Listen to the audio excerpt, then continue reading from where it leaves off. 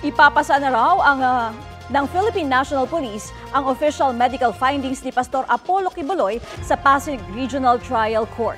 Kasunod yan ng utos ng korte na ipasuri sa mga doktor si Quiboloy alinsunod sa inihain ng kanyang kampo na mosyon para sa hospital arrest.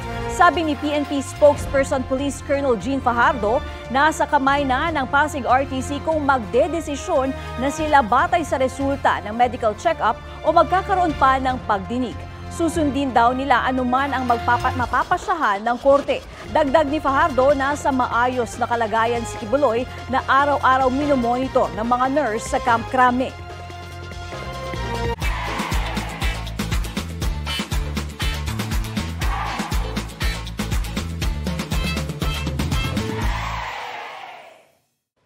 Kapuso, para sa mga maiinit na balita, mag-subscribe sa GMA Integrated News sa YouTube.